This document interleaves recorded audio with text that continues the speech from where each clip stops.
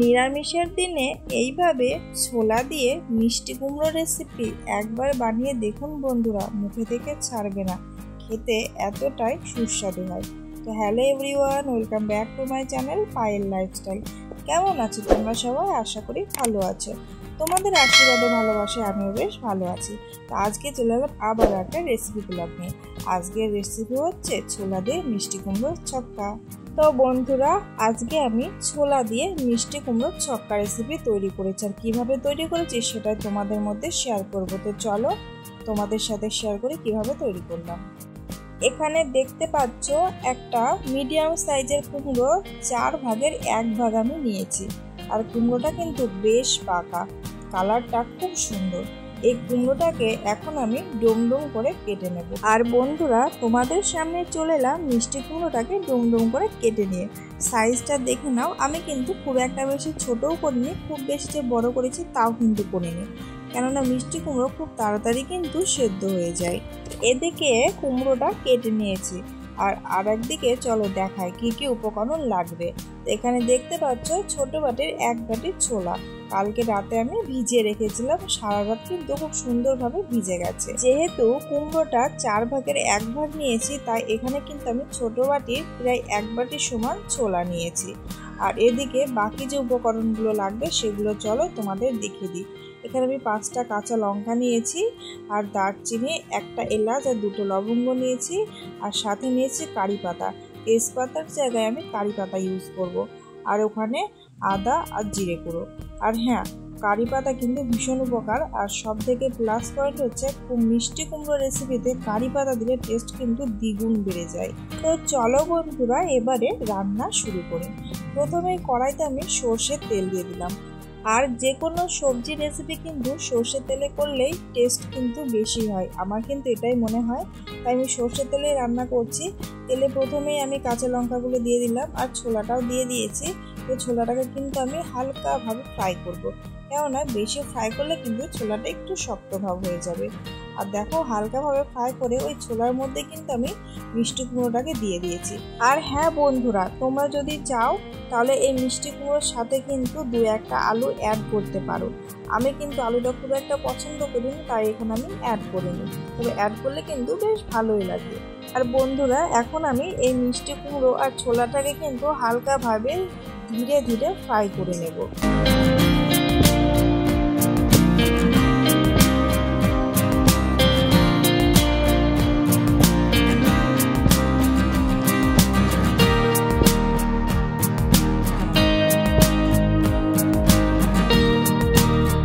কুমড়োটাকে একটু নেড়ে চেড়ে এর মধ্যে আমি পরিমাণ মতো লবণ আর পরিমাণ মতো হলুদ অ্যাড করলাম। এবারে আরও একটু ছোলা সহ কুমড়োটাকে ফ্রাই করে নেব।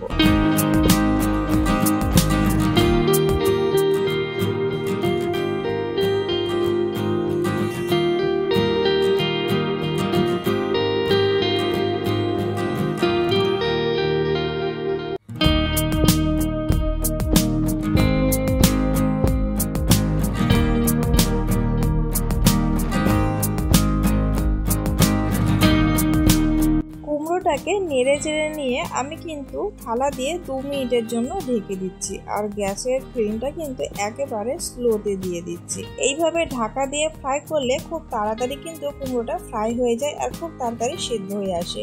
আর মিষ্টি কুমড়ো যেহেতু খুব তাড়াতাড়ি সেদ্ধ হয়ে যায়, খুব বেশি জলও লাগে না। তো এই যে দেখো, কুমড়োটা কিন্তু খুব সুন্দরভাবে ফ্রাই করা হয়ে গেছে। এবারে কিন্তু এই কুমড়োটাকে আরও একটু নেড়ে চেড়ে নিয়ে কিন্তু আমি জল অ্যাড করব।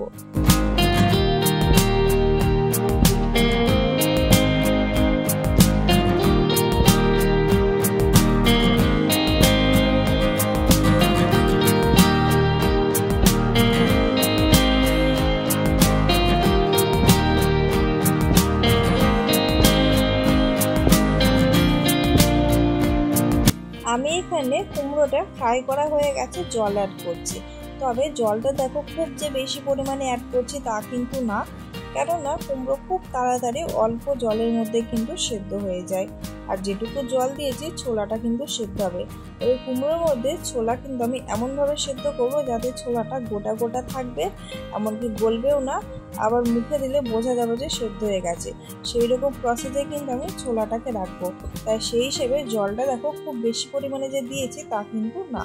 আর বন্ধুরা এভাবেই কিন্তু কুমড়োটা সেদ্ধ হয়ে যাবে। আর এরপরে চলে এলাম অনেকটা সময় পর, মানে কুমড়ো সেদ্ধ হয়ে গেছে, নামিয়ে নিয়েছি।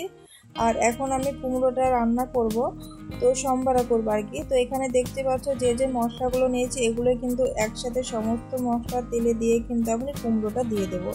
আর বন্ধুরা তোমাদের কাছে এখানে ক্ষমা চেয়ে নিচ্ছি, মাঝের ভিডিও ক্লিপটা আমার সাথে ডিলিট হয়ে গেছে। মানে আমি যে তেলে মশলাগুলো দিয়ে ফ্রাই করে আমি কুমড়োটাকে দিয়েছি সেই ভিডিও ক্লিপটা আমার কাছে নেই, তাই সেখানে আমি দিতে পারলাম না, তার জন্য দুঃখিত।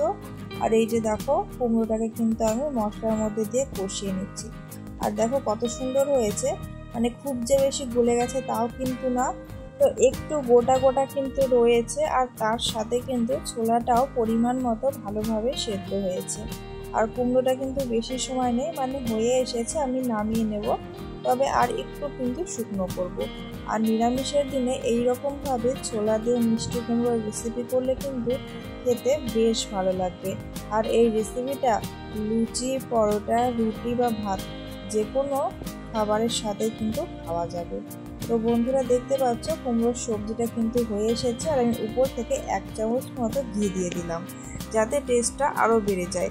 আর নিরামিষ সবজি বা খাবারে কিন্তু ঘি অ্যাড করলে স্বাদটা কিন্তু বেশ ভালোই আসে।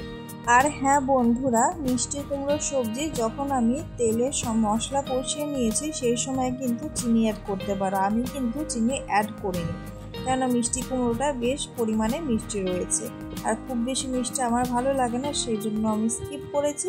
তোমরা চাইলে তোমাদের পরিমাণ মতো একটু মিষ্টি অ্যাড করতে পারো।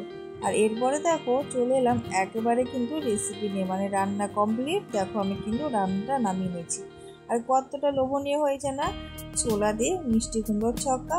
তো বন্ধুরা অবশ্যই কিন্তু একদিন বানিয়ে খাবে আর কমেন্টের মাধ্যমে জানাবে যে কেমন লেগেছে রেসিপিটা। তো চলো বন্ধুরা আজকের মতো এখানেই বিদায় নিচ্ছি। দেখা হবে আবারও নতুন কোনো ভিডিওর সাথে। ভালো থেকো, সুস্থ থেকো। আর ভিডিও ভালো লাগলে চ্যানেলটাকে সাবস্ক্রাইব করে পাশে থেকো। দেখা হবে নতুন কোনো ব্লগের সাথে। টাটা বন্ধুরা।